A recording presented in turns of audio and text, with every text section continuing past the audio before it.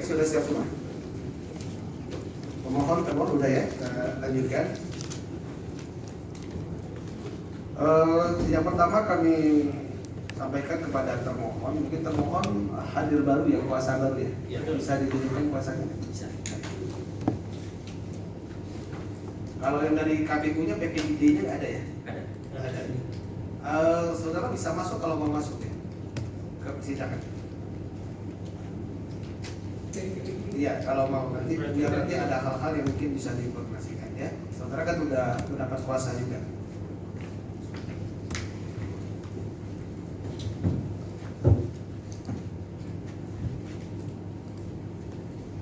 Beserta identitasnya.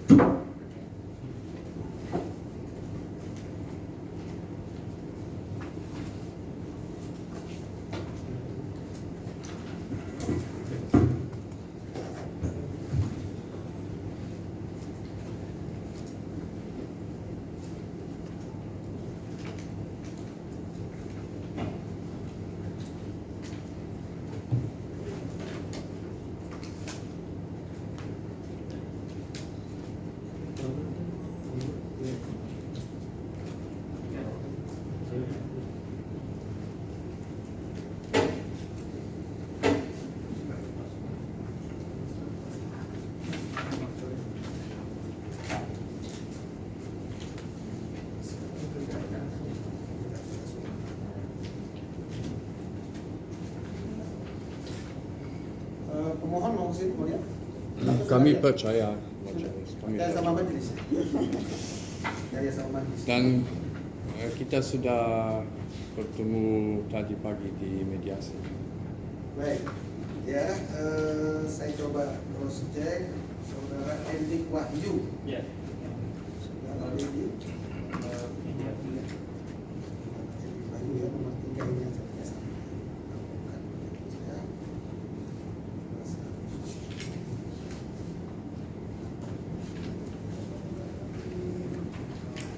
Aslinya mana ya? Artinya di Sudah kita serahkan kemarin. Oh sudah ya, sudah tadi kan. Baik. Mungkin ada aslinya. Ada. Sudah terakhir.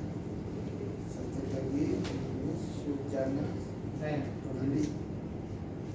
Tadi saya lagi ada advokat. Satu advokat ini. Maksudnya satu kantor. Iya. Sudah kantor. Dokter Muhammad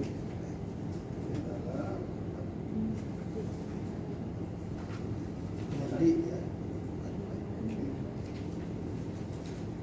Jadi saudara diberi kuasa khusus untuk register. Ini register 3 register ya. Di 03, di 001, dan 202 ya. 3 surat ini 3 register.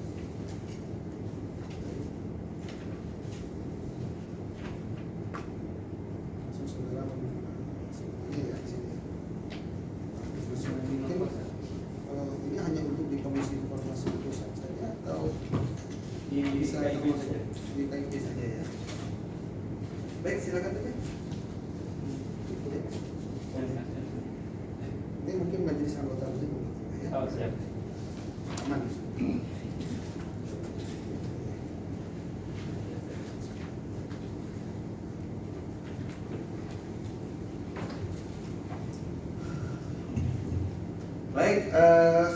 saudara pemohon dan termohon, ini sidang yang ketiga ya, yang sudah kita laksanakan secara maraton. Keempat? Ketiga atau keempat ini?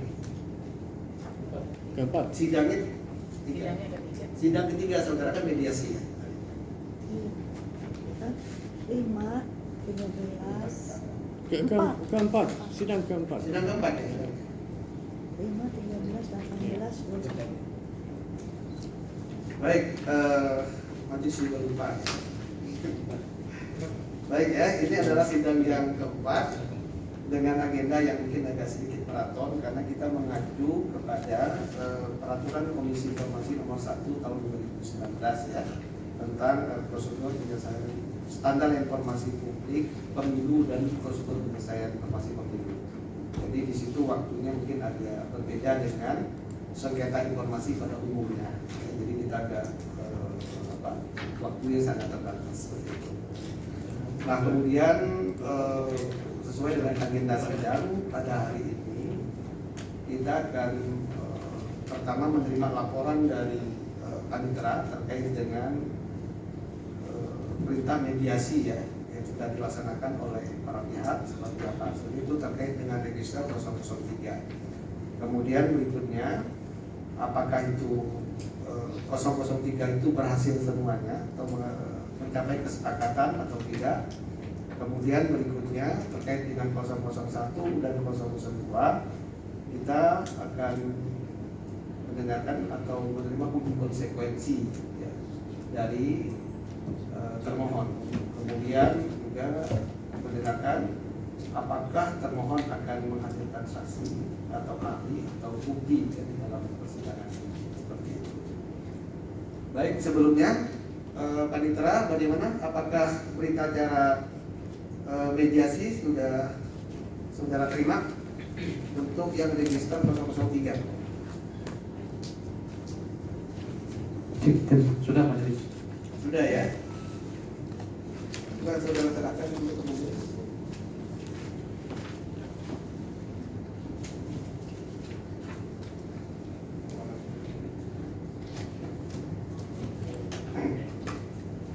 Baik, majelis coba untuk membaca kesimpulannya saja, tidak usah dibaca semuanya.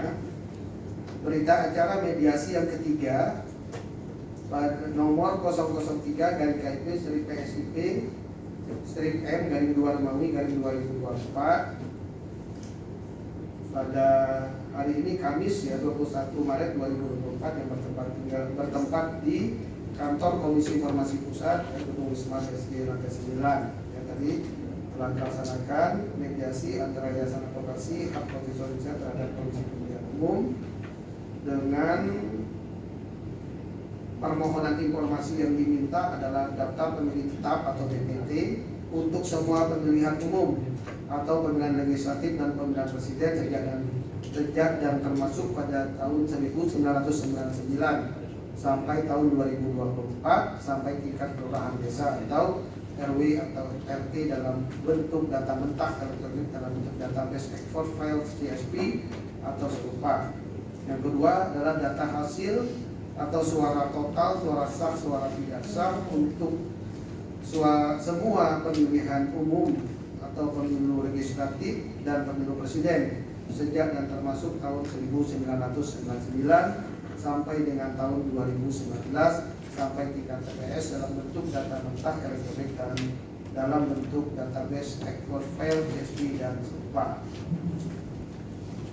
Dalam berita acara mediasi ini pada poin 2 bahwa terhadap permohonan informasi data DPT dan hasil tahun 2014 dalam format PDF telah diterima oleh pemohon. Seperti itu ya. Saudara terima ya poin 2. Ya. Kemudian pada poin 3 bahwa pemohon informasi sebagaimana dimaksud pada angka 1, pemohon telah sepakat akan mengakses informasi di kantor termohon sebagai berikut. 1. Data pemilihan umum tahun 1999 dan 2004-2009 dalam format hard copy.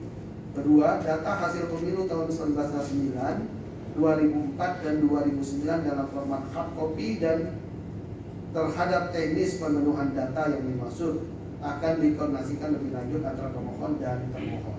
Pada poin 3 ini saudara sudah sepakat dengan termohon? Sudah. Sudah sepakat ya. Nanti tinggal masalah pembelian data teknisnya saja ya, itu mungkin bisa dibicarakan di belakang hari ya. Kemudian pada poin 4 bahwa pemohon sepakat dengan pernyataan termohon yang menyatakan bersedia untuk memberikan informasi akuo berupa data hasil pemilu sampai tingkat TPS pada tahun 2019 dalam format YASPI pada tanggal 21 April 2024 ya. Ini batas waktu pemberian informasinya. Kemudian pada poin 5 bahwa terhadap kesepakatan sebagaimana masuk dalam poin 3 dan poin 4 akan dituangkan dalam putusan mediasi dan berita acara ini menjadi bagian yang tidak terpisahkan ya. Kemudian pada poin 6 bahwa terhadap daftar pemilih tetap pemilu tahun 2019 dan 2024 termohon bersedia memberikan data DPT sampai dengan tingkat kabupaten kota.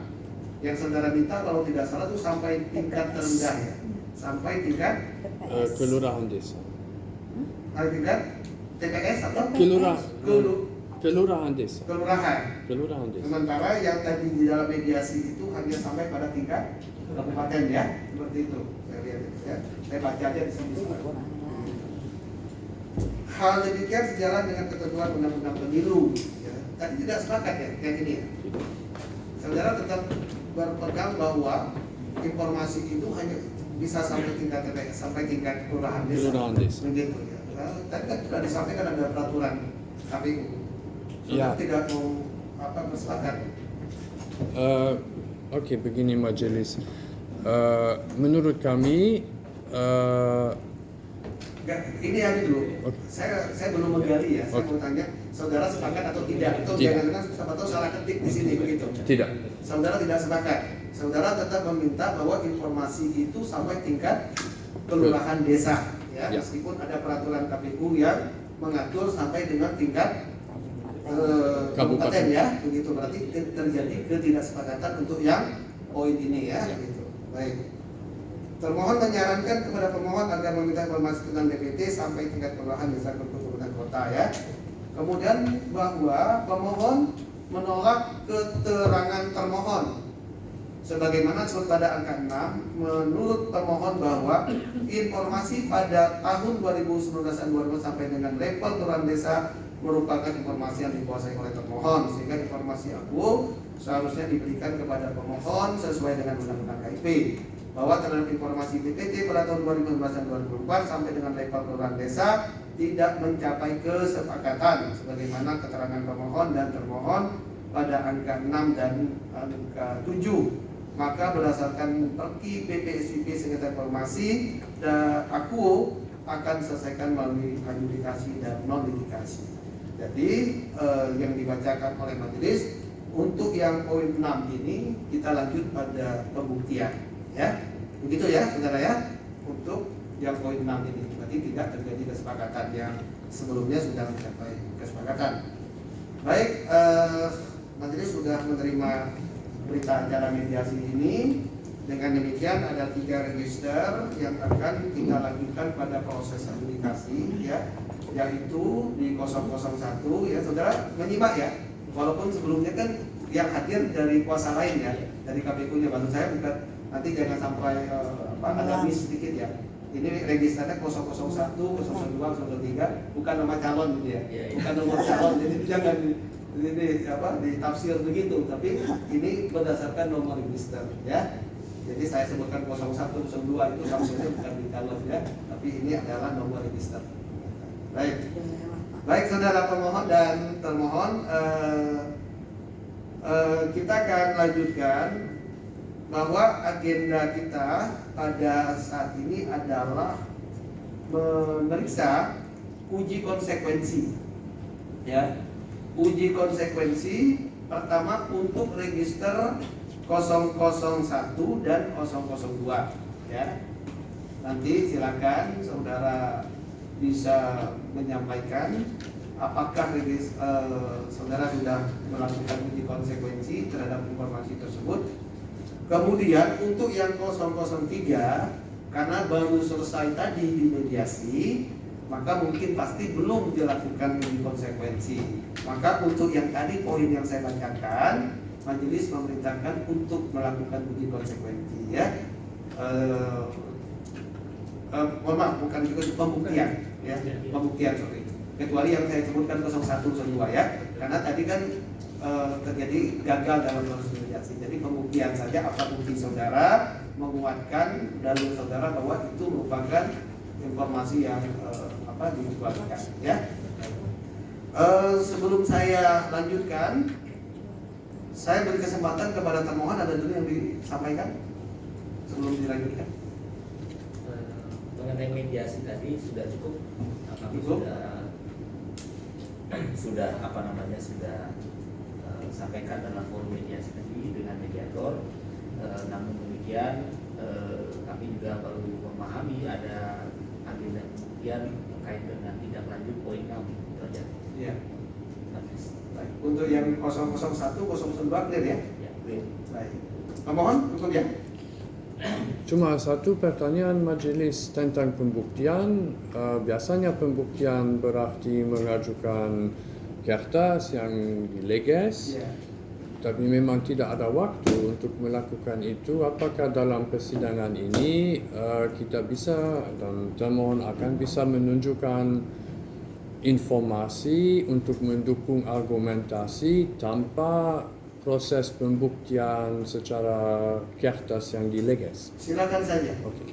Saudara bisa mengajukan bukti, saudara bisa mengajukan saksi, ya, memang itu diperlukan lagi. Kemudian saudara juga bisa mengajukan, menyampaikan keterangan-keterangan di dalam persidangan ini sebagai bukti bahwa saudara memiliki dalil yang kuat, ya, untuk menyatakan bahwa informasi tersebut dikuasai oleh termohon dan juga merupakan informasi yang bisa dibuka sampai kepada tingkat kelurahan dan desa sesuai dengan yang kita, ya. Oke. Gitu. Baik. Terima kasih. Saya sampaikan juga kepada saudara termohon bahwa minggu yang lalu, saudara kan tidak hadir, ya, karena memang ada surat juga disampaikan kepada majelis. Kita mendengarkan keterangan ahli, ya. Saudara juga bisa minta apa isi daripada keterangan ahli pada saat itu, karena sidang itu buka dan terbuka untuk umum juga, ya. Karena pada saat itu para ahli sudah hadir dan memang sudah diagendakan sebelumnya, dan pihak termohon pada saat itu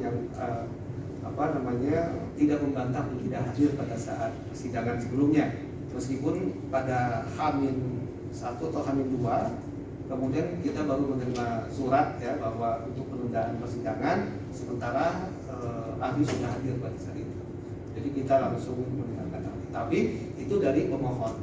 Nah, kemudian berikutnya majelis juga akan memberikan kesempatan, ya, kepada termohon, ya, jika ingin menghadirkan ahli atau ingin menghadirkan bukti, ya, terkait dengan register 001 dan 002. Nanti agenda sidangnya akan kita atur setelah sidang hari ini, begitu, ya.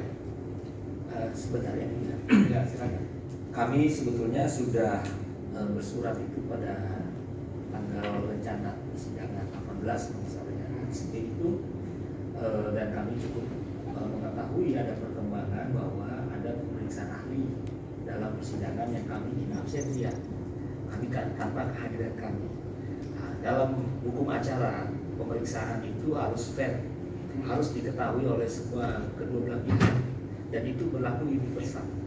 Karena ini adalah kuasi peradilan, dan karena itu kami keberatan karena persidangan tersebut tanpa kehadiran kami, sehingga kami tidak bisa memberikan konfirmasi atas kebenaran apa yang disampaikan oleh ahli dari pihak pemohon. Karena itu sangat merugikan kami, ketua majelis, dan juga ini dalam praktek juga tadi telah disampaikan juga dalam forum sebelum ini, persidangan hari ini di pagi hari tadi. Mohon maaf karena puasa ya. Bahwa mediasi kami yang kedua itu juga dilaksanakan in absentia, tanpa kehadiran termohon. kami sangat keberatan karena esensi mediasi itu adalah kepentingan prinsipal, kepentingan para pihak ya yang sedang dalam sengketa, sehingga dicarikan titik tengah musyawarah. Nah, karena itu tidak dihadiri oleh kami, bahwa mediasi tersebut pada yang kedua kali itu kami menilai itu mediasi sepihak antara mediator dengan pemohon. Jadi ini kami sangat keberatan sekali. Itu yang bisa kami sampaikan kepada ketua majelis ya. Dan itu bertentangan dengan hukum acara yang berlaku universal dalam sistem peradilan yang kami ketahui. Baik, saya coba tanya kepada pemohon untuk mediasi yang kedua itu apakah dilangsungkan mediasi atau tidak? Majelis dalam mediasi ini dan sesuai berita acara kami hanya duduk bersama dan hanya membuat berita acara tentang tidak ada yang dibahas, tidak terjadi mediasi, dan kami tidak membahas pokok sengketa sama sekali atau pokok mediasi sama sekali dengan mediator, hanya mediasi kosong. Nanti tidak terjadi mediasi karena sudah terjadwal hadirnya mediasi pada saat itu ya. Kemudian yang hadir pemohon, kemudian tidak dilakukan proses mediasi ya, hanya dibuatkan berita acara saja waktu itu ya. Dibuatkan berita acara, tidak ada pembahasan terhadap mediasi pokok perkaranya ya. Dan kemudian mediasi ditunda, dilaksanakan pada hari ini. Kemudian terjadilah format berita acara yang dibuat hari ini ya. Itu artinya yang terjadi perkembangan itu, saudara termohon ya. Nah, berkaitan dengan keberatan, silakan saudara nanti sampaikan keberatan itu ya, karena itu adalah hak saudara juga. Baik, kita lanjutkan. Ada lagi? Cukup ya. Baik.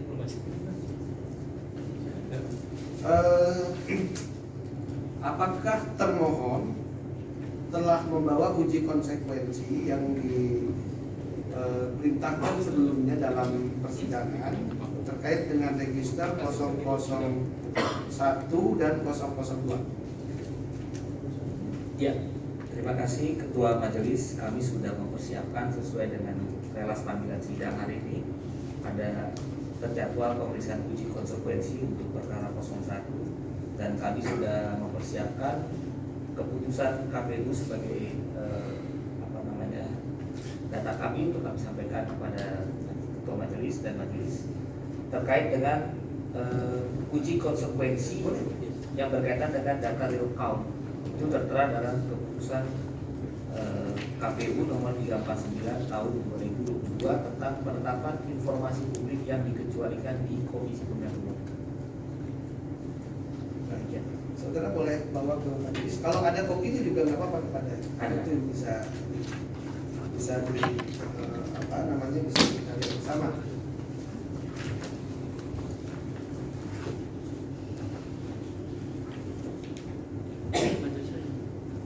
Ya. Ke majelis 1, kemudian ke pemohon juga 1. Ada cukup tidak? Kalau tidak bisa minta dibantu fotokopi oleh sekretariat. Saudara ada? Ada ya? Berarti cukup ya? Cukup. Baik,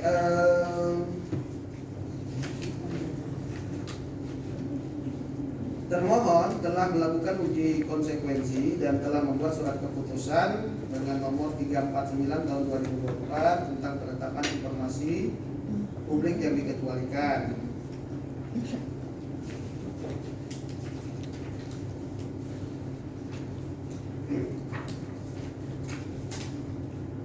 Nah, di dalam rincian lembar pengujian konsekuensi nomor 2 tahun 2024 yang saudara kecualikan itu adalah informasi data real count dalam bentuk data mentah seperti file CSV harian.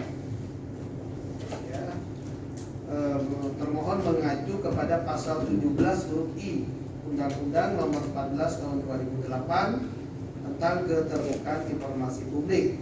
yang bunyinya setiap badan publik wajib membuka akses bagi setiap pemohon informasi publik untuk mendapatkan informasi publik kecuali memorandum atau surat-surat antar badan publik atau intra badan publik yang menurut sifatnya dirahasiakan kecuali atas putusan Komisi Informasi atau Pengadilan. Kemudian di pasal 7 ayat 2 Undang-Undang Nomor 14 Tahun 2008 tentang keterbukaan informasi publik, badan publik wajib menyediakan informasi publik yang akurat, benar, dan tidak menyesatkan. Pasal 7 ayat 2 Undang-Undang Nomor 14 Tahun 2008 tentang keterbukaan informasi publik, badan publik wajib menyediakan informasi publik yang akurat, benar, dan tidak menyesatkan. Kemudian apa konsekuensi konsekuensi bahaya? Jadi kalau informasi itu dibuka kepada publik, bahayanya apa? Itu kurang lebih ya, dampak negatifnya apa? Maka di dalam uji konsekuensi ini, termohon menyampaikan akan memicu terjadinya misinformasi, disinformasi, dan berbagai pertanyaan, gugatan, dan keberatan di masyarakat karena pengungkapan informasi secara prematur. Jadi ada kata-kata prematur yang ya, sebelum disahkan maksudnya kalau prematur itu. Kemudian bahwa publikasi data ini merupakan hasil penghitungan suara di TPS dengan tujuan untuk memudahkan akses informasi publik, sementara penghitungan suara yang dilakukan oleh KPPS, rekapitulasi hasil penghitungan suara dan penetapan hasil pemilu yang resmi adalah yang dilakukan secara berjenjang dalam pleno terbuka oleh PPK, KPU Kabupaten Kota, KPU Provinsi, dan KPU berdasarkan ketentuan undang-undang. Kemudian juga disebutkan konsekuensinya pengungkapan ini juga kontradiktif dengan kebijakan KPU yang tidak lagi menayangkan data grafik perolehan suara di Sirekap berbasis pindaian OCR. Baik. Nah, kemudian kepentingan publik untuk membuka informasi adalah penelitian untuk mengetahui adanya potensi kecurangan. Ini maksudnya apa yang diinginkan oleh pemohon ya, dituangkan dalam konsekuensinya. Jadi pemohon itu ingin mengajukan penelitian untuk mengetahui apakah dalam proses real count tersebut ada terjadi kecurangan atau tidak di dalam prosesnya. Ya. Nah, kemudian kesimpulannya bahwa pemohon memiliki kepentingan publik. Pemohon memiliki kepentingan publik dalam permintaan informasinya. Namun kepentingan publik pemohon tidak relevan dipenuhi dengan mengungkapkan data real count dalam bentuk data mentah seperti CSV. Format ini hanya tersedia dalam bentuk pindaian OCR yang telah dihentikan penayangan grafiknya karena adanya sejumlah kasus ketidaksesuaian data hasil pindaian OCR dengan data yang tertera pada formulir hasil. 2. Bahwa KPU telah berupaya untuk memperbaiki pembacaan hasil oleh OCR ini, namun kasus berupa tetap terjadi sehingga dengan mempertimbangkan masukan Bawaslu, anggota DPR, dan partai politik, publikasi ini dihentikan. Penghentian ini dilakukan dengan pertimbangan untuk keakuratan data, migrasi potensi misinformasi dan informasi meminimalisir potensi keberatan gugatan dan sejenisnya. 3. Bahwa kepentingan publik pemohon dapat memenuhi dengan cara melihat, mengunduh, dan mengolah data yang hasil telah diumumkan. 4. Bahwa pertimbangan efektivitas dan efisiensi dalam pengambilan data sebagaimana yang disampaikan pemohon menjadi tidak relevan apabila data yang diberikan tidak valid atau menyesatkan. Karena itu validitas data harus menjadi pertimbangan utama. Yang kelima, bahwa berdasarkan kajian atas undang-undang keterbukaan informasi publik, maka disimpulkan terdapat legitimate harm atau bahaya yang sah berdasarkan undang-undang atas publikasi data real count dalam bentuk data mentah seperti file CSV harian sebagaimana diminta pemohon.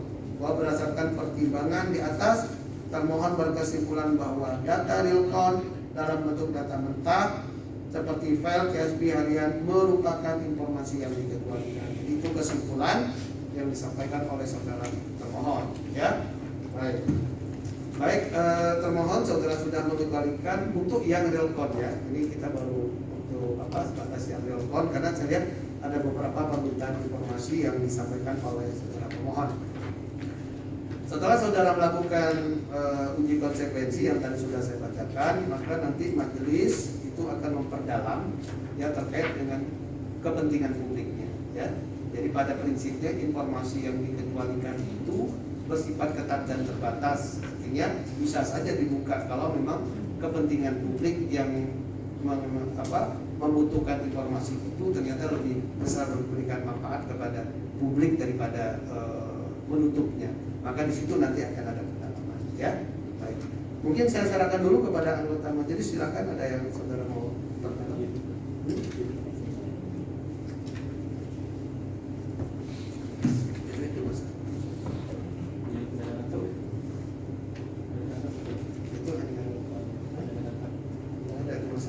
Saudara tinggal satu ya, cuma satu ini. Masih ada. Saudara biasanya pegang dulu. Nggak apa-apa, untuk kepentingan sekarang nggak apa-apa. Untuk sekarang. Saya sudah hafal.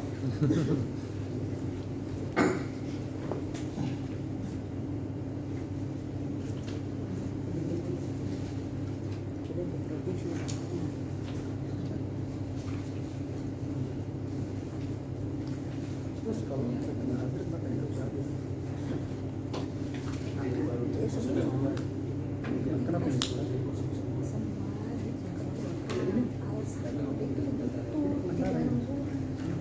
Oke, terima kasih.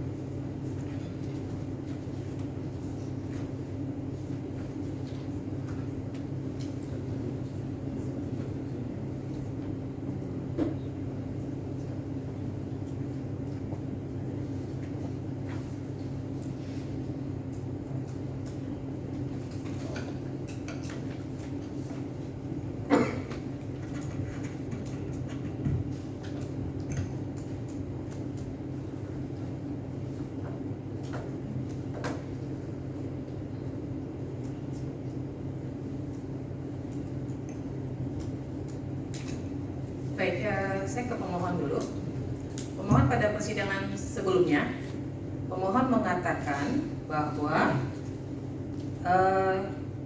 data real count tahun sebelumnya, tahun 2019 ya, dan 2014 itu sudah pernah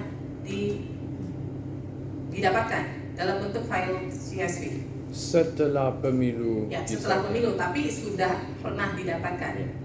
Berapa lama setelah pemilu didapatkan? Beberapa minggu, diunggah beberapa minggu setelah pemilu disahkan. Baik, dalam catatan majelis 30 hari setelah penetapan sudah didapat. Nanti saya minta itu dilampirkan sebagai bukti, ya, bahwa ada data yang memang pernah didapatkan berkenaan dengan register 001. Kemudian saya ke termohon pada persidangan sebelumnya, dari pihak termohon mengatakan bahwa setelah final di tanggal 20 Maret penetapan final, datanya bisa diberikan. Ini pada persidangan sebelumnya kan termohon, baik termohon yang hadir ya, kuasanya yang lain. Tetapi kemudian di hasil uji konsekuensi di sini dikatakan dikecualikan selama 3 tahun. Ini kan artinya ada yang tidak matching, tidak match ya, karena di persidangan sebelumnya fakta persidangannya mengatakan bahwa setelah dalam catatan majelis setelah 20 Maret penetapan itu bisa diberikan. Nah itu bisa dijelaskan nggak? Ini kenapa kemudian hasil uji konsekuensi mengatakan ini kemudian tidak bisa diberikan dan ditutup selama 33 tahun. Baik, terima kasih majelis. Pertama kami ingin menegaskan bahwa di dalam peraturan KPU khususnya pasal 18, 20, 24 dan juga 25 terkait dengan tata cara pengujian konsekuensi itu, maka rujukan dalam informasi yang dikecualikan adalah berdasarkan hasil uji konsekuensi yang itu dilakukan oleh internal badan publik. Maka yang menjadi patokan atas permintaan dari pemohon ini adalah real count. Maka real count itu sudah dituangkan dalam keputusan KPU nomor 349. Jadi kita berpedoman kepada 349, di situ ada jangka waktu 3 tahun. Nah, Jadi yang bisa kami ini pasal sampaikan berapa sih? di dalam peraturan KPU nomor 22 tahun 2023. PKPU nomor 22. Ya, tahun 2023 tentang pengelolaan dan pelayanan informasi publik Ya. di Komisi Pemilihan Umum ya, dan juga KPU Provinsi Kabupaten Kota itu ada pengaturan pasal 18, pasal 20, pasal 24 dan pasal 25 terkait mengenai uji konsekuensi atau informasi yang dikecualikan. Nah, di dalam tata cara itu maka badan publik itu diberikan kewajiban untuk mengidentifikasi. Maka outputnya adalah dituangkan dalam bentuk surat keputusan. Nah, keputusan yang menjadi dasar kita untuk mengecualikan informasi yang tidak bisa disampaikan kepada publik adalah keputusan 349 ini dengan jangka waktu 3 tahun. Jadi kami menegaskan bahwa real count itu dikecualikan dalam 3 tahun. Sesuai dengan PKPU-nya bisa saya lihat Pak? boleh. Bisa juga bisa. Saya hanya baca saja, Oh, nanti iya. saya kembalikan. Bisa diulang juga di sini. Oh, ini yang ada ya. Majelis. Ada ya.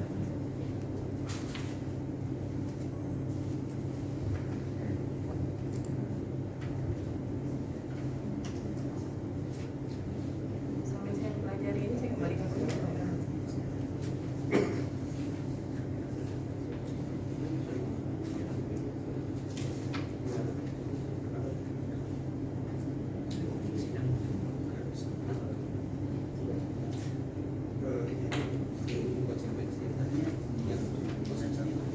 Ya. Dan kami perlu tambahkan juga majelis bahwa keputusan KPU yang tadi kami sampaikan aku nomor 349 tahun 2024 itu disahkan ditetapkan tanggal 17 Maret 2024 setelah terjadinya sidang yang Ya, atas kemarin. perintah majelis. Ya, karena ada kami punya kewenangan untuk menilai. Ya. Jadi yang bisa, karena ini objeknya adalah keputusan tata usaha negara, keputusan KPU masuk dalam keputusan tata usaha negara, maka yang menilai itu adalah organ yang membuat, yang mendatangani dalam surat keputusan, yaitu ketua KPU. Maka di sini kami melakukan penilaian untuk mencantumkan kembali jangka waktu 3 tahun.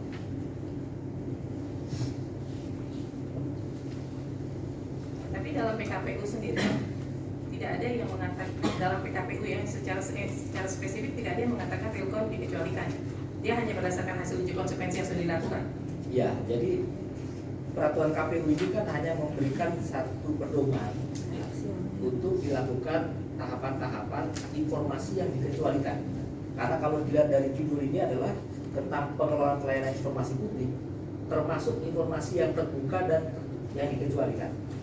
Jadi artinya ruang lingkup yang dikecualikan itu outputnya tidak diatur di dalam peraturan KPU, tapi diaturnya di keputusan KPU. Itu ada ketentuannya di dalam pasal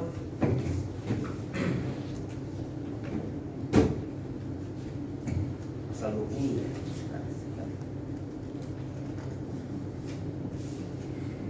Nah, 24. Oke, di dalam pasal 24. Jadi pengujian konsekuensi itu outputnya itu itu itu akan dalam keputusan KPU.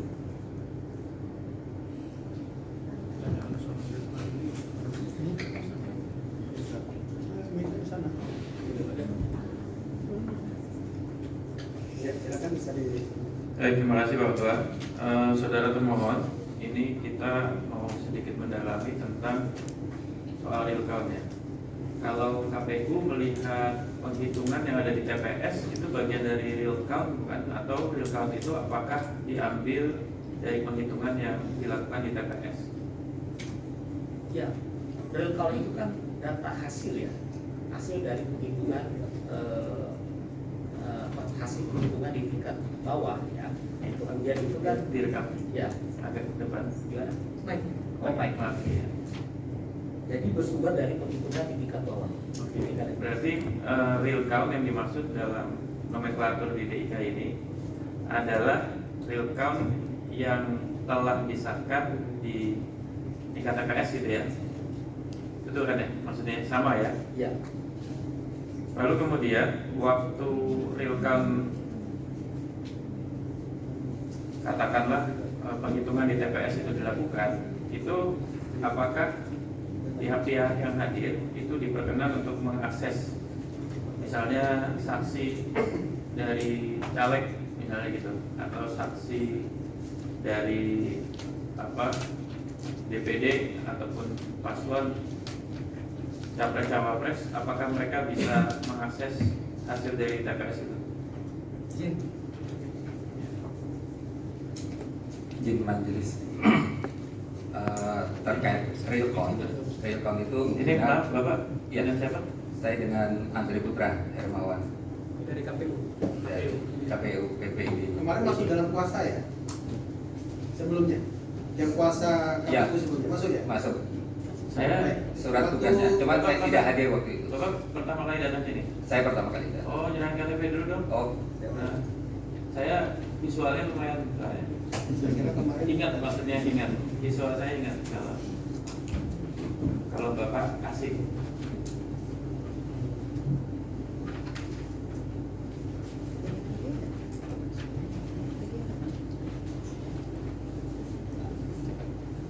Ini ya. Ini orangnya. Iya, nama dari sana.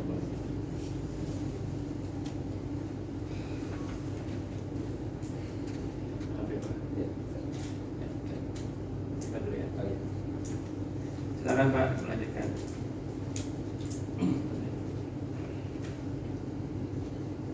Ya, gimana Pak? Ya, izin majelis. Terkait dengan real count, ini ada dua perbedaan. Yang dimaksud dengan real count adalah memang benar tadi proses penghitungan suara di TPS yang mana ditandatangani oleh KPPS, kemudian saksi dari pasangan presiden, pasangan calon presiden maupun caleg itu kita berikan. Namun yang diminta oleh pemohon adalah bentuk CSV, berarti bentuk hard copy yang besar tadi, yang plano tadi itu harus dikonversi menjadi data, dan itu yang kemarin muncul banyak polemik yang akhirnya kita take down karena banyak kesalahan angka meskipun sudah diperbaiki. Tadi di dalam uji konsekuensi juga sudah disampaikan, itu yang menjadi perbedaan antara data yang diminta dengan real count yang sebenarnya.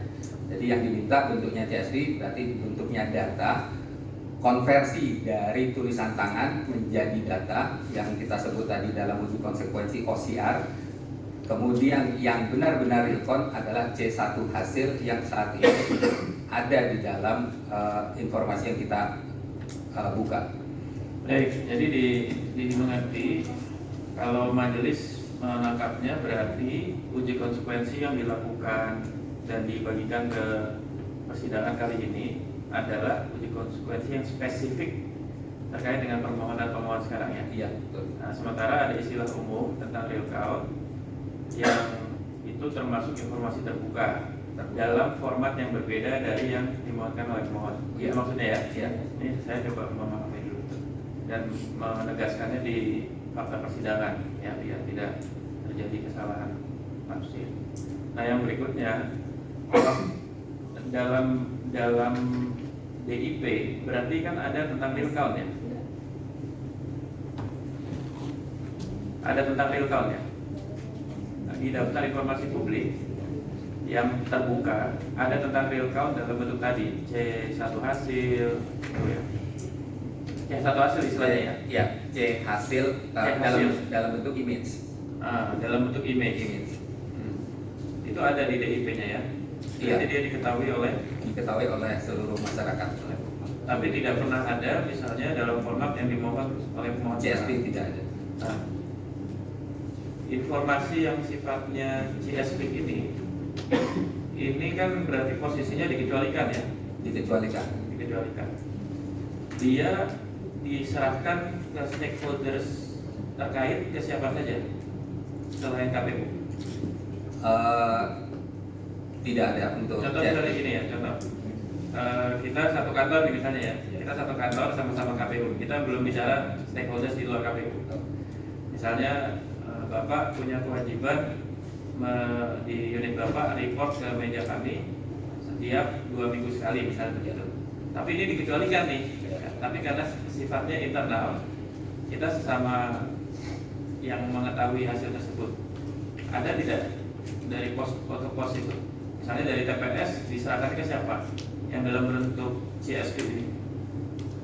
Ya, itu yang nanti sebagai alat bantu untuk mengecek apakah hasil konversi tadi itu benar seperti yang hasil image-nya. Oke. Jadi itu diserahkannya bertingkat nanti di level kecamatan melalui rapat pleno itu juga muncul, kemudian di kabupaten, provinsi sampai KPUN. Oke, dimengerti. Jadi ini sifatnya laporan berjenjang begitu ya? Laporan berjenjang. Nah, yang jelas yang pertama, format real count dalam bentuk lain selain CSV itu kan sudah terbuka. Yang dikecualikan itu formatnya ya. Iya. Nah, sementara formatnya itu posisinya informasi yang tersedia ya. Maksudnya tidak sesuatu yang tidak dikuasai KPU kan? Dikuasai KPU. Oke, dikuasai. Kalau begitu dia tersedia. Tersedia, tapi bukan tersedia setiap saat dalam arti bisa dibuka. Betul. Oke. Dan tersedia dalam bentuk bagian-bagian kecil yaitu TPS-TPS tadi. Oke. Dimungkinkan nggak kemudian ada pihak lain selain KPU untuk mengakses, misalnya ada investigasi atau apa, ada peraturan tidak terkait stakeholders. Contoh ya, ada misalnya BUMN lingkungan atau energi, dia berkewajiban secara internal, tetap informasinya dikecualikan, melaporkan kepada kementerian terkait tertentu terkait BUMN tersebut, sektornya sama. Jadi dia tetap dikecualikan, tapi dia melapor ke stakeholders terkait dan ada peraturan menterinya, ada regulasinya. Ada tidak KPU dalam hal suara dia melapor selain yang sifatnya vertikal berjenjang tadi? Tidak ada. Jadi laporan yang diberikan KPU kepada saksi eksternalnya dan juga kepada pasangan calon. Coba bisa maju sebentar. Termohon Pak Andre namanya ya? Ya. Dalam sebuah surat kuasa ini nggak ada ya? Coba bisa share ya?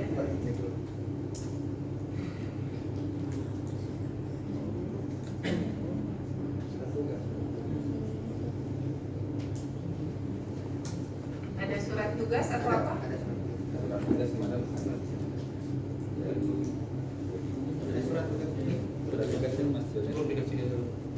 Ada nggak dibawa kalau ada? Karena untuk memberi keterangan.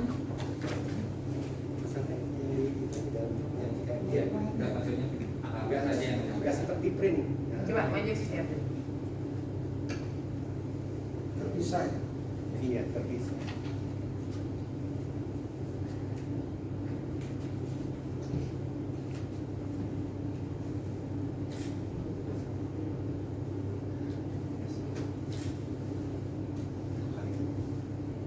Surat nomor 0494.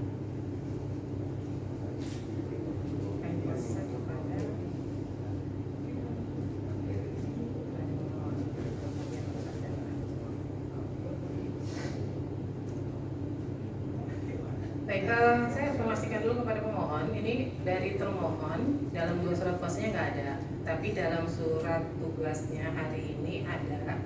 Namun belum bisa di print kan, tapi sudah ditandatangan. Tertandatangan 20 Maret 2024 dan beliau adalah Kepala Pusdatin KPU. Jadi keterangannya sangat dibutuhkan dalam persidangan. Diperkenankan untuk memberikan keterangan? Ya, tidak ada keberatan dari sisi kami. Saya kembalikan. Oke. Ini karena penting ya memang betul.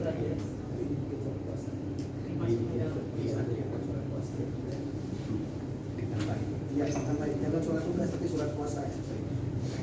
Ya. Baik. Nah, jadi kan sebenarnya ini kan di dalam nomenklatur real count itu ada beberapa klasifikasi informasi publik ya. Ada yang sifatnya wajib berkala, itu yang ditayang dalam situs KPU pemilu 2024.kpu.go.id itu kan, ya, betul ya. Dan tagline-nya juga kalau kita buka informasi publik gitu kan. Ya, benar. Itu kan wajib tersedia setiap informasi wajib berkala. Jadi dia di laman resmi dari KPU. Lalu kemudian ada informasi wajib tersedia setiap saat sebenarnya, tapi yang dalam format CSV yang dalam register ini dimohonkan itu dikecualikan melalui uji konsekuensi yang disaji sekarang kan begitu. Dan ada informasi wajib tersedia setiap saat yang apabila dimohonkan bisa disajikan. Nah, yang masuk kategori wajib tersedia setiap saat berarti yang mana? Yang C hasil, D hasil image.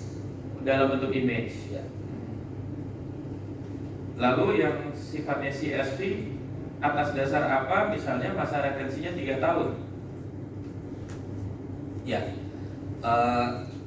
Berdasarkan dari uji konsekuensi. Iya, maksud saya kan juga baca uji konsekuensinya. Iya. Tapi tidak ada yang kaitan dengan atau tidak ada yang korelasi logik dengan rentang waktunya. Mungkin ada pertimbangan khusus yang kami tidak ketahui, Ya. tidak dijelaskan. Ya, ini tadi maksudnya mau menjelaskan terkait dengan masuk dalam pengujian konsekuensi dan itu ada dari keputusan internal. Kenapa itu muncul? Dikarenakan seperti yang kita tahu bahwa data digital yang dihasilkan dari pembacaan C hasil, D hasil itu adalah konversi menggunakan mesin atau robot yang kita kenal dengan OCR. Pembacaan mesin tersebut itu banyak sekali yang tidak sesuai dengan angka realnya, angka yang ada di C hasil. Oleh karena itu perlu perbaikan dan penyesuaian. Kemarin KPU pun sudah melakukan perbaikan terhadap data-data ekstrim, namun ternyata belum mampu untuk memperbaiki di seluruh TPS dan di seluruh jenjang perolehan suara, mulai dari kabupaten kota, provinsi, kemudian DPD dan presiden. Itu yang menyebabkan CSP ini ada jangka waktunya agar tidak muncul polemik di masyarakat. Seperti itu. Oke.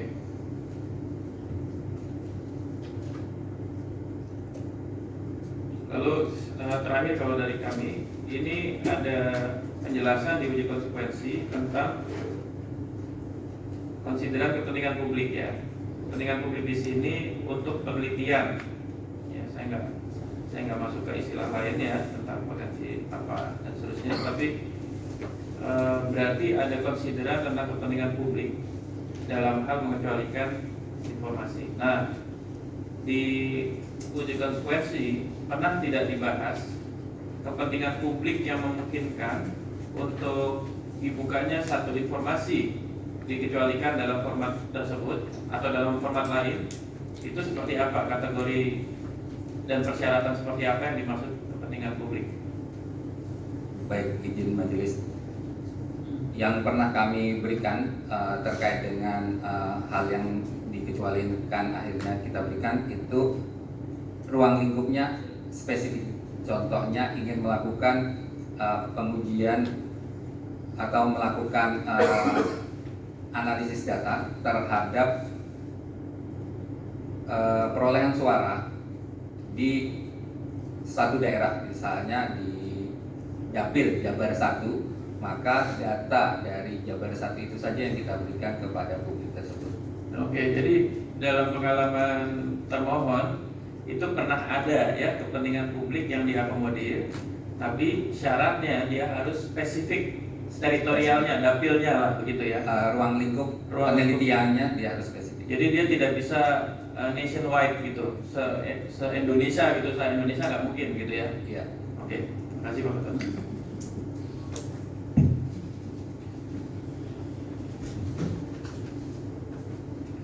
Izin ya majelis, saya mau sampaikan juga apa yang tadi sudah kami dengar. Kami rasa ini perlu pendalaman juga. Yang namanya hasil pengujian itu apakah masih bisa diuji lagi? Itu menjadi pertanyaan buat kami. Gimana? Apakah hasil pengujian itu masih dari bisa diuji badan lagi? publik? Ya. Diuji oleh siapa? Ya, ini kan forum pengujian karena yang ditanyakan tadi saya lihat kan dalam lembar ringkasan. Oh iya, karena Komisi Informasi memang lembaga negara yang berwenang untuk itu. Ya, karena hasil pengujian ini kan sifatnya independen, kecuali dia bisa dibatalkan hanya oleh pengadilan yang menurut Undang-Undang Administrasi Pemerintah, karena ini dituangkan dalam keputusan Ketua KPU ya, masuk dalam objek Undang-Undang Administrasi Pemerintahan. Di situ juga sama, ada wewenang prosedur substansi. Jadi kalau mau menguji sebetulnya adalah pengadilan TUT. Kami keberatan kalau hasil pengujian ini diuji lagi di dalam forum pemeriksaan ini. Ya nggak apa-apa, Bapak keberatan, tapi memang kewenangan kami dari awal berdiri seperti itu. Karena tidak ada pernah dalam sejarah kami ini pengujian ini dibatalkan selain orang sejarah Bapak, sejarah Ya. KPU atau siapa? KPU. itu Enggak, kami menilai KPU belum Berarti pernah. sejarah kami itu kaminya siapa? Ya Bapak? kami termohon. Bapak berarti Ya. KPU. Ya, kami memahami bahwa hasil pengujian konsekuensi itu adalah kewenangan terhadap badan publik. Itu Ya kalau belum punya undang-undang. sejarah, nanti Ya. ada sejarahnya. Ya. Misalnya uji Kami konsekuensi hanya Bapak. menyampaikan keberatan. Iya nggak apa-apa. Nah, Jadi kalau memang belum pernah ada sejarah KPU, uji konsekuensinya direvisi atau diubah, nanti mungkin ada sejarahnya. Saya bilang mungkin ini nggak pasti. Tapi memang kewenangannya KI atau Komisi Informasi Pusat itu yang menguji uji konsekuensinya. Jadi dia punya kewenangan untuk mentafsir uji konsekuensi. Ya, Jadi, kami berpedoman pada peraturan perundang-undangan yang telah mendelegasikan kewenangan kepada badan publik, karena itu kami keberatan atas Ya, pengujian nggak hasil apa-apa. uji dalam forum. Jadi uji konsekuensi itu adalah hak badan publik untuk memperkuat pengecualiannya. Jadi ini undang-undang memang sangat adil. Dia memberikan hak bagi masyarakat untuk mengetahui, tapi badan publik juga punya hak menolak. Nah, hak tolak itu diperkuatnya lewat uji konsekuensi. Tapi di persidangan, uji konsekuensi itu menjadi fakta persidangan yang diuji lagi. Begitu. Tapi kalau nggak punya sejarah, dalam pengalaman juga belum ada, mungkin nanti ada pengalaman uji konsekuensinya diganti gitu. Makasih ya. Baik, kepada termohon. Sebelumnya termohon belum pernah ya sidang di Komisi Informasi ya, baru kali ini ya. Ya. Untuk pengalaman, karena hukum acara yang berlaku yaitu peraturan Kebetulan. Komisi Informasi. Terima kasih Pak Ketua Majelis. Kebetulan saya sendiri adalah akademisi, bidang saya hukum tata negara. Tata negara. Karena ini objek kajian saya sehari-hari mengajar hukum tata negara. Karena itu kami heran dalam hukum acara terdapat sesuatu yang menjadi multitafsir dalam implementasi normanya. Terima kasih. Baik, terima kasih. Saudara sudah menjelaskan, nanti bisa juga saudara tuangkan dalam kesimpulan ya, Ya, terima terkait kasih. itu. Tapi sedikit ini majelis coba untuk memberikan edukasi ya, memberikan pemahaman bahwa sengketa informasi ini terjadi karena pemohon tidak mendapatkan informasi dari termohon. Ya karena berbagai alasan ya, karena mungkin penolakan salah satunya dengan alasan informasi yang dikecualikan. Nah, karena alasan informasi yang dikecualikan itu, maka konsekuensinya harus dilakukan uji konsekuensi. Uji konsekuensi itu ada beberapa tahap itu bisa dilakukan.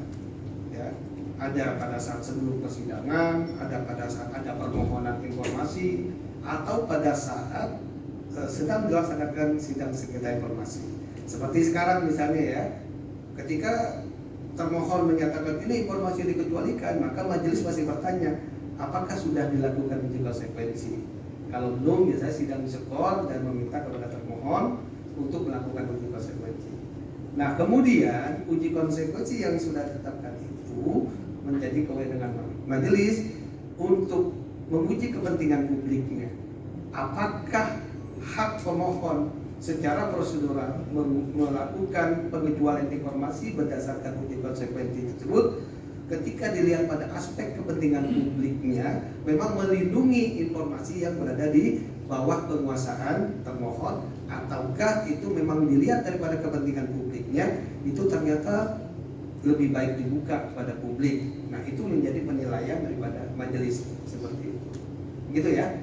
Tapi kalau soal keberatan silakan saja, tidak apa ya. Itu namanya ini persidangan ya. Mungkin termohon sudah sangat fasih lah dalam persidangan dan masing-masing mungkin punya hukum acara sendiri dalam persidangan ya. Baik, termohon saya coba untuk mengajukan, nanti silakan bisa dijawab ya. Saudara kan mengecualikan informasi berdasarkan ringkasan pengecualian uji konsekuensi nomor 2 tahun 2024 ini. Kemudian nanti saudara mengacu kepada peraturan Komisi Pemilihan Umum nomor 22 tahun 2023 ya. Tadi saya dengar ada di pasal 18 kemudian dan seterusnya. Nah, terkait dengan data realcon yang diminta oleh saudara pemohon, di pasal mana ya terkait dengan permohonan itu yang saudara kecualikan? Saya lebih jelasnya begini ya. Misalnya saya baca saja. Pasal 18. KPU wajib mengidentifikasi, melakukan pengujian konsekuensi dan perlindungan terhadap informasi publik yang dikecualikan. Kemudian informasi publik yang dikecualikan sebagaimana dimaksud pada ayat 1 adalah informasi publik yang apabila dibuka dan diberikan kepada pemohon informasi publik dapat menghambat proses penegakan hukum, mengganggu kepentingan perlindungan kekayaan intelektual, membahayakan keamanan negara, mengungkapkan rahasia pribadi, mengungkapkan rahasia jabatan, dan seterusnya. Itu ada beberapa ayat yang lainnya. Nah, terkait dengan realcon ini yang diminta oleh pemohon itu berkenaan dengan pasal 18 ini ayat berapa kira-kira? Saudara bisa nggak memberikan argumentasi atau dalil kepada majelis?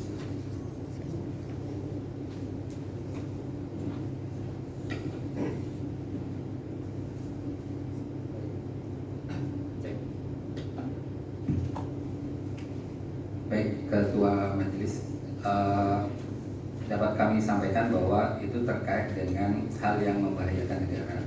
Kenapa? Karena data yang diminta oleh pemohon dalam bentuk CSV yang tadi saya sampaikan itu data hasil pembacaan mesin yang mana masih ada kemungkinan salah dan kami tidak cukup waktu untuk melakukan koreksi yang sampai dengan pengumuman kemarin. Jadi khawatir itu salah datanya kemudian diolah atau digunakan untuk kepentingan yang lain dan menghasilkan output juga yang salah seperti itu. Jadi perlindungan saudara jika informasi ini dibuka akan membahayakan keamanan negara ya. Ya. Di sini disebutkan di pasal C, ayat C-nya itu membahayakan keamanan penyelenggara atau penyelenggaraan tugas ya, berarti KPU dalam hal ini kan yang menguasai informasi. Jadi kalau ini dibuka itu akan menghambat akan membahayakan keamanan KPU lah, dia begitu ya, yang menguasai informasi. Karena yang diminta KPU CSP-nya Pak. Kalau yang diminta C hasil kita pasti buka. Baik ya, karena CSP-nya ya. Bukan dokumentasi. Ya. Jadi kalau yang sudah pindai, yang sudah rekap, apalagi yang sudah disahkan sudah itu, ada SK-nya. selama itu ada, saudara akan berikan, ya begitu ya kan? Betul. Kepada pemohon itu. Lalu bagaimana saudara bisa melihat dari aspek partisipasi masyarakat? Sementara kan masyarakat itu ingin mendapatkan informasi publik yang sangat cepat, misalnya ya, itu satu ya. Misalnya terkait kan kalau kita berdasarkan data C hasil itu kan membutuhkan waktu yang sangat panjang ya. Sampai dengan kemarin tanggal 20 kan begitu baru disahkan. Lalu data realcon yang cepat bergerak yang itu juga adalah bagian daripada informasi publik. Saya ingin melihat dari aspek partisipasi masyarakat yang ingin tahu apakah ada kecurangan atau tidak ada kecurangan ya. Misalkan begini kan untuk kepastian masyarakat, karena masyarakat juga punya hak untuk melakukan pengawasan, masyarakat juga punya hak untuk berpartisipasi, karena kita bicara pemilu ini bicara nasional, bicara keterlibatan seluruh elemen masyarakat begitu kan. Nah apa pendapat saudara terkait dengan partisipasi masyarakat yang ingin mengetahui begitu ya kan? Tadi kan saudara lihat tuh ancamannya, bahayanya kan dari aspek penyelenggara pemilu ya. Ini dalam peraturan yang saudara buat. Nah tetapi bagaimana dengan masyarakat ini begitu loh kan? Karena kesimpang siuran informasi itu kan bisa berdampak fatal juga bagi masyarakat, karena mereka ingin dapat informasi yang akurat. Itu satu. Yang kedua, kalau misalnya masyarakat itu punya peran ingin melakukan semacam koreksi ya, itu kan juga hak masyarakat. Ini salah lu KPU misalnya begitu kan, masyarakat bukan begitu, salah lu pengadilan saja seperti kita kan juga masih ada upaya keberatan ya. Kalau misalkan putusan Komisi Informasi juga bukan putusan yang final dan mengikat, masih juga ada upaya keberatan yang bisa dilakukan gitu. Nah saya ingin melihat itu gitu ya. Jadi kepentingan mana? Apakah kepentingan saudara selaku penyelenggara, ataukah memang itu kepentingan publik ini sangat penting ya kan, karena bisa saja menimbulkan misinformasi ya, karena tidak akuratnya informasi yang diperoleh oleh masyarakat di sana. Silakan. Saya dulu ya. Pak Ketua. Pertama, saya ingin menegaskan lagi bahwa dari aspek wewenang itu sudah clear bahwa badan publik kita KPU diberi wewenang sesuai dengan peraturan undang-undangan, dan khususnya dalam peraturan KPU nomor 22 tahun 2023 itu ada pasal 24 dan pasal 27 yang ditetapkan dengan keputusan KPU. Kemudian kedua adalah dari aspek prosedur, bahwa kewenangan yang dilaksanakan oleh KPU di dalam pengujian hasil uji konsekuensi ini adalah telah memenuhi pasal 25. Pasal 25 ayat 3 itu adalah tata cara pengujian konsekuensi oleh KPU. Ya, tadi diantaranya yang sudah disampaikan oleh Pak Ketua adalah bagaimana menghubungkan antara kepentingan yang membahayakan negara, ya, kemudian bagaimana mengakomodir kepentingan publik. Saya kira dalam hasil uji keputusan konsekuensi ini sudah ada lampiran yang di dalam format ini, dalam angka 3 itu sudah dituangkan kepentingan publik dapat terpenuhi dengan cara melihat, mengunduh dan mengolah data C hasil yang diumumkan di website pemilu 2024 kpu.id. Itu adalah laman resmi KPU secara berbeda. Jadi ada keterbatasan yang tidak bisa diakses untuk mengatakan bahwa misalnya rakyat ingin melakukan koreksi terhadap seluruh data-data yang dilaksanakan dalam tahapan ini ya oleh KPU, yang kemudian itu dibenarkan ya, dikatakan sebagai suatu justifikasi sebagai informasi yang terbuka. Karena kalau kita berpedoman pada peraturan perundang-undangan untuk menguji data-data tersebut apakah hasil itu sesuai atau tidak sesuai, maka adanya di Mahkamah Konstitusi. Soal hasil tadi, hasil pemilu perselisihan, maka itu akan dibuktikannya di Mahkamah Konstitusi, dan tidak semua warga negara bisa menjadi pemohon. Ya, pemohonnya itu adalah pihak yang kalah, pasangan peserta pemilu, pasangan calon yang kalah, ya, yang tidak dimenangkan, itulah yang menjadi pemohon, yang bisa mempunyai legal standing. Jadi kalau yang sifatnya umum, silakan diakses data di pemilu 2024 kpu.go.id. Karena itu saya melanjutkan, secara substansi ini sudah final karena keputusan KPU tentang hasil uji konsekuensi merupakan telah memenuhi dasar-dasar peraturan perundang-undangan yang ada. Terima kasih. Ya, silakan kalau ada tambahkan yang lain.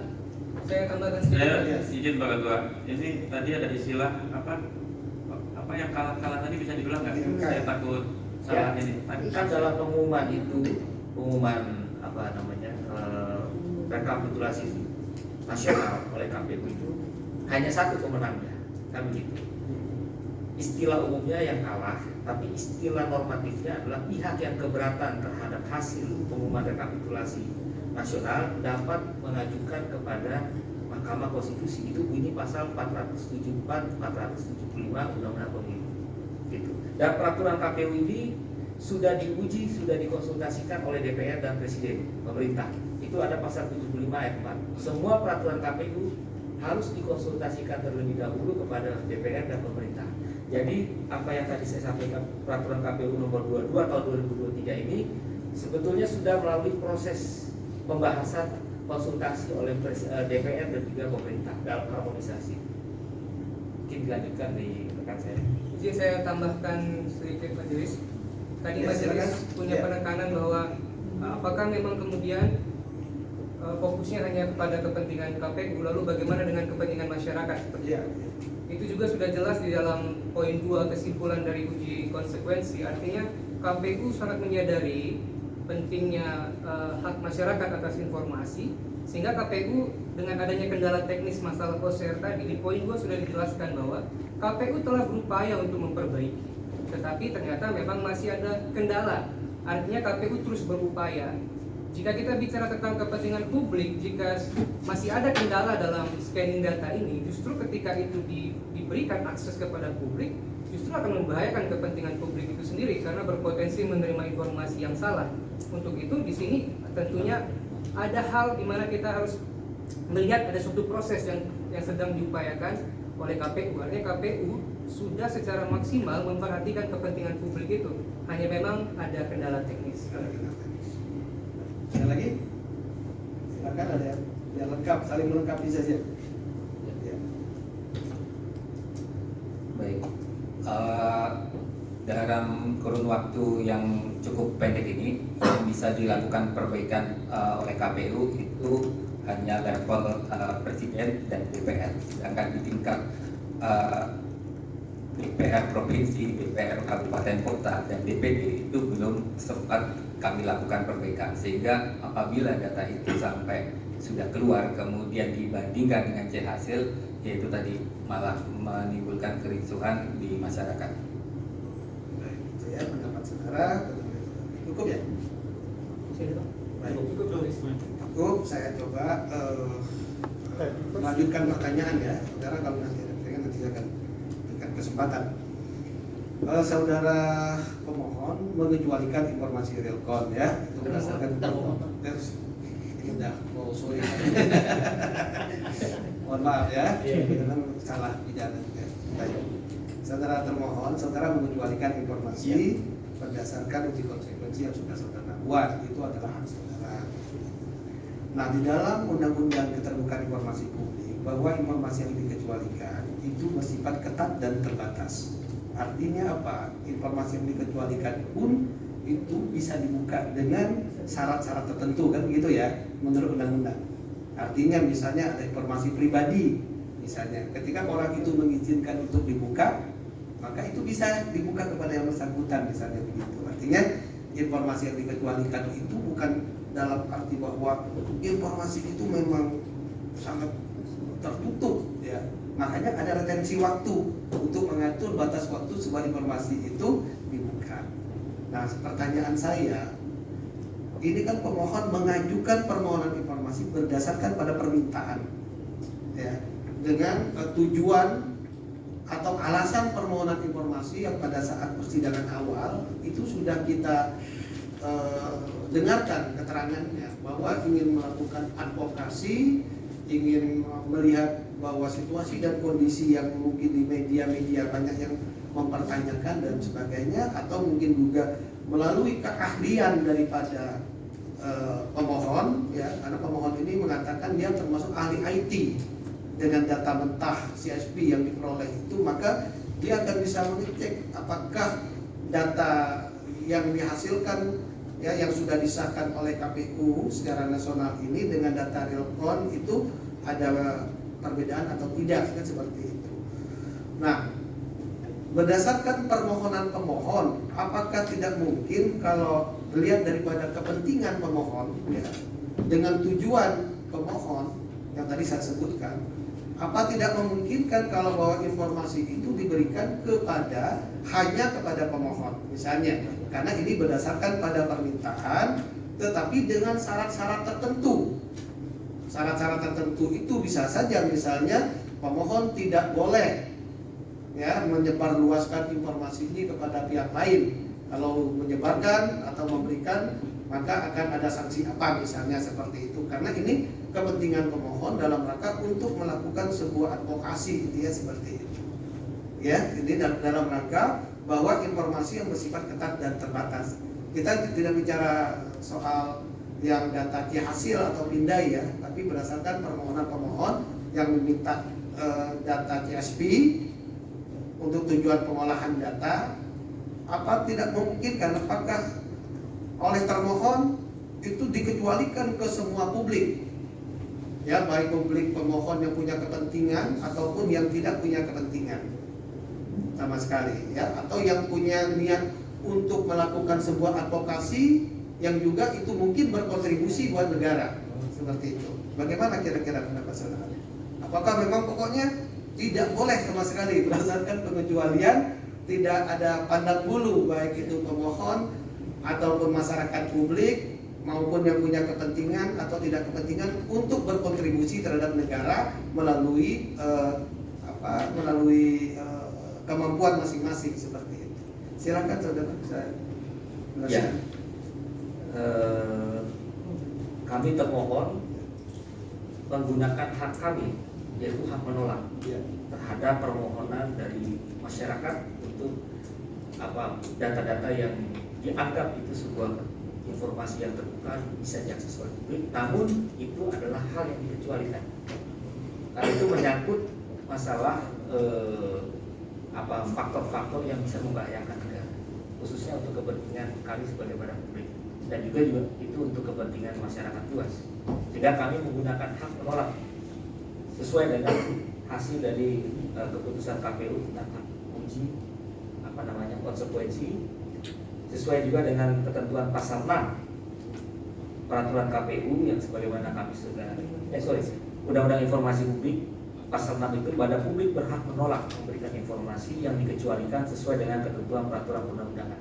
Ketentuan peraturan perundang-undangan adalah termasuk peraturan KPU.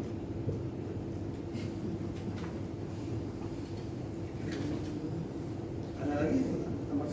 Ini pihak termohon gini ya, kalau pasal-pasal yang kaitan undang-undang KIP itu kami udah ngerti, jadi nggak usah dibahas tentang undang-undangnya. Tadi Pak Ketua itu ingin lihat pandangan saudara terkait ide Pak Ketua gitu.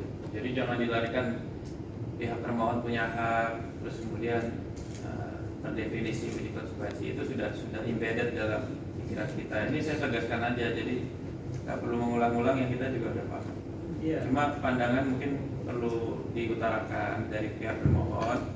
Bagaimana tadi Pak Ketua sampaikan, apakah memungkinkan untuk sesuatu yang sudah dikecualikan itu tidak diberikan dokumennya secara luas oleh publik, tapi terhadap termohon saja, apakah dimungkinkan sebagai bentuk partisipasi publik, optimalisasi fungsi negara-negara dan seterusnya. Itu aja, di situ aja. Kalau undang-undangnya kita paham, semua punya hak di sini. Baik, izin menyampaikan pendapat kami yang terakhir mungkin yang mulia, karena ini kan nanti berulang-ulang terus. Tadi yang mulia ingin minta pendapat yang terakhir mungkin gitu ya. Sebetulnya dari lembar pengujian konsekuensi itu kan sudah clear ya sikap kami yang mulia, bahwa kenapa informasi ini dikecualikan. Jadi ada dasar pertimbangan hukumnya maupun konsekuensi dan lain sebagainya, sehingga kami tetap berpedoman pada uji konsekuensi tersebut dan kami serahkan kepada yang mulia maupun pemohon untuk menanggapinya, begitu. Clear ya? Saya tambahkan sedikit. Ini sebagai perkuat dalil kami aja, sebagai dasar kami dalam penormaan hukum. Ada istilahnya itu 4 kategori dalam penormaan hukum perundang-undangan. Yang pertama istilahnya adalah verbot. Suatu norma hukum itu dilarang. Yang kedua khurut. Suatu norma hukum itu sifatnya kebolehan. Yang ketiga adalah postumy. sesuatu yang dilarang tapi diizinkan. Yang keempat namanya exoneration, suatu norma hukum dikecualikan. Peraturan KPU nomor 22 tahun 2023 pasal 18 bab 5 judulnya saja sudah mengatakan informasi yang dikecualikan. Artinya ini tidak bisa disamakan artinya dengan yang tidak dikecualikan. Jadi supaya clear, kalau kita mengedepankan aspek kepastian hukum, maka peraturan itu harus konsisten kita melaksanakannya. Terima kasih Ketua Majelis.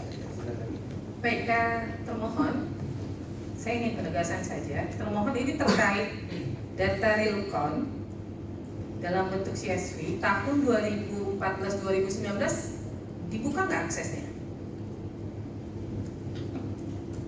Dibuka melalui open data.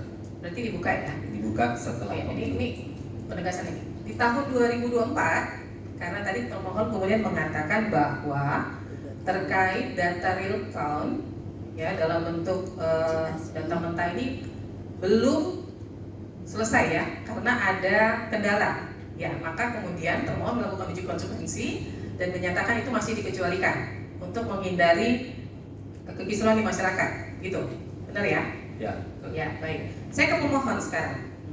Pemohon tadi termohon mengatakan, sebentar, saya ke pemohon dulu. Jadi termohon kira-kira yang bisa diberikan kalau terkait data real count tahun 2024 seperti apa yang bisa diberikan?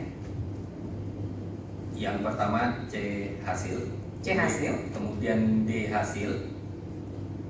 Kemudian rekapitulasi berjenjang di tingkat kabupaten kota, provinsi, dan RI yang sudah ada surat keputusannya. Rekap berjenjang. Ya. Baik, pemohon, kalau yang diberikan saat ini dalam bentuk sebagaimana yang dijelaskan oleh termohon, dari pemohon bagaimana? Baik, Majelis, sesuai penjelasan kami sebelumnya, format tersebut tidak bermakna untuk melakukan analisis yang sesuai tujuan kami. Ya, karena memang hanya tingkat kabupaten kota yang sangat tinggi, di bawahnya ada banyak tingkat lebih mikro yang sangat penting untuk analisis sejenis ini yang disebut forensik pemilu. Di tingkat kabupaten kota, dalam data tersebut ada banyak pola yang tidak lagi bisa mendeteksikan dengan analisis forensik pemilu. Dan juga itu sesuai yang disampaikan oleh ahli Juneman Abraham, bahwa memang semakin rendah tingkat yang tersedia, semakin bermakna analisis yang bisa dilakukan. Pemohon bisa menjelaskan kepada majelis ya, dampaknya atau kerugian yang dialami pemohon seandainya tidak diberikan format sebagaimana yang dimohonkan oleh pemohon. Izin majelis dan ya, agak sedikit terbuka ya. Di Mahkamah Konstitusi misalnya, yang diperlukan itu adalah suara sebenarnya, modus suara, dan tempat suara. Misalnya, katakanlah yang kalah ingin mengajukan di Mahkamah Konstitusi, dia harus mengatakan suara saya sebenarnya X, modus pengurangan pengalihan suara saya begini di TPS ini. Jadi ada ilmu baru seperti yang saya sampaikan dari awal, yang namanya forensik pemilu, yang bisa mendeteksi ketiga hal ini: jumlah suara, dan modus suara, dan tempat suara. Begitu majelis. Nah, pemanfaatan informasi yang saudara minta kemudian? Ini kita hanya membahas sengketa satu, yaitu sengketa satu. Jadi melalui ilmu forensik pemilu merupakan sumber independen untuk membuktikan apakah pemilu ini berlangsung sebagaimana amanat konstitusi dan peraturan perundang-undangan. Dan kalau di luar itu, langsung umum, bebas, rahasia, jujur, adil dari segi hasil. Saya boleh respon sedikit. Silakan. Pertama, Satu kali aja, Pak. cek. Pertama, kalau kepentingan dari pemohon itu dihubungkan dengan fenomena di MK, saya kira legal standing kepentingan hukumnya itu jauh ya. Tidak ada kepentingan hukum yang relevan, tidak ada causal verban hubungan sebab akibat sehingga permohonan untuk mengakses data ini yang sifatnya dikecualikan kemudian diolah untuk kemudian disajikan dalam melihat fenomena-fenomena pembuktian di MK. Karena itu sudah beda lagi. Kami pun juga memiliki tanggung jawab kepada publik. Pasal 3 Undang-Undang Pemilu adalah prinsip-prinsip penyelenggara pemilu, salah satunya adalah keterbukaan dan akuntabilitas. Kerja KPU sebagai termohon di MK itu akan kita buktikan kepada seluruh rakyat Indonesia. Jadi apa yang dikhawatirkan oleh pemohon itu terlalu berlebihan menurut kami dan tidak ada kepentingan hukum legal standing yang bisa dijustifikasi kebenarannya untuk membuka akses yang dikecualikan. Ya, mungkin saya menjelaskan sedikit ke termohon bahwa terkait keterbukaan informasi itu adalah hak semua warga negara. Siapapun boleh meminta informasi sepanjang yang terbuka. Maka tadi saya kan menegaskan dulu kepada termohon kan, tahun 2019-2014 itu bisa dibuka. Nah kalau sekarang tidak dibuka, maka tadi hasil uji konsekuensi itu yang kami butuhkan. Terkait uji konsekuensi yang sudah disampaikan kepada majelis, tentu ini akan menjadi bahan pertimbangan buat majelis, ya, karena kan uji konsekuensinya juga dilakukan atas perintah persidangan, gitu.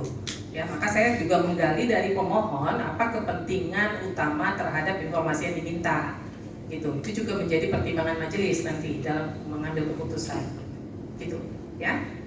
Dari saya cukup, ketua majelis saya kembalikan. Boleh Silakan. Terima kasih Ketua. Jadi pada prinsipnya pengecualian tersebut diberikan jangka waktu 3 tahun. Artinya boleh setelah 3 tahun.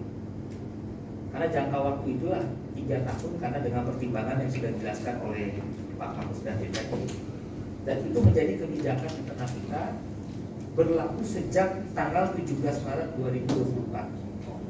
Karena ada berbagai macam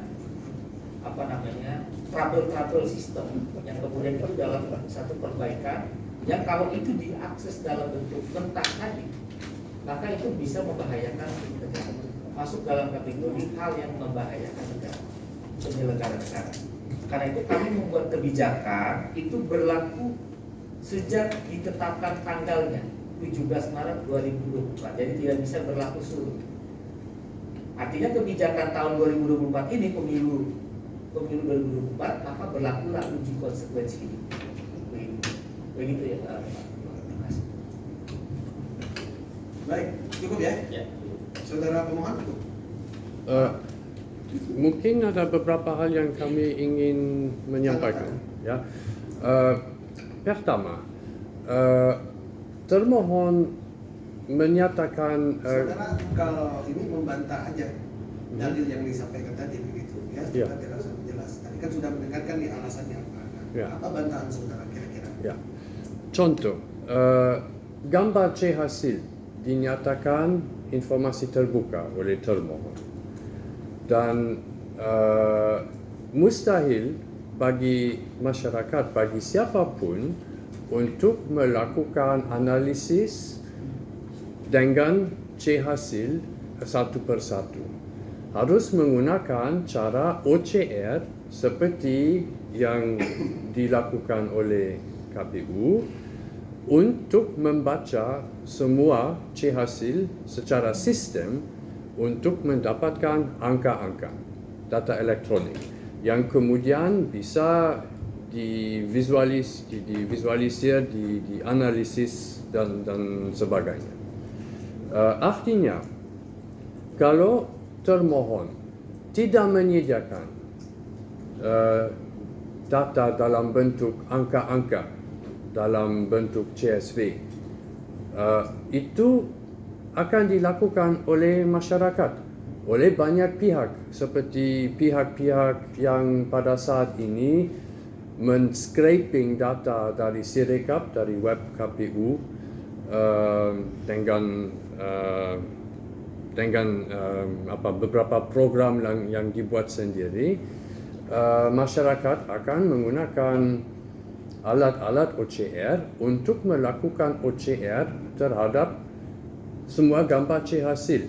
Di situ akan juga ada kesalahan baca, kesalahan data dengan hasil yang sama, kecuali data tersebut tidak bersumber dari KPU, tapi dari sumber yang tidak jelas. Artinya lebih berbahaya lagi kalau KPU mempublikasikan, merilis data mentah dengan disclaimer bahwa itulah data yang diperoleh melalui sistem yang tidak sempurna, di mana ada kemungkinan untuk kesalahan. Data tersebut diberikan tanpa garansi bahwa data tersebut sepenuhnya benar, dan hanya sebagai bagian dari semua informasi yang ada, dan sebagai bagian dari transparansi pemilu, di mana sesuai penjelasan ahli pada sidang sebelumnya, bahwa kesalahan oleh badan publik memang bagian dari dari keterbukaan informasi publik, dan bahwa kesalahan dapat berkontribusi untuk asas-asas umum pemerintahan yang baik dan partisipasi masyarakat. Oleh karena itu,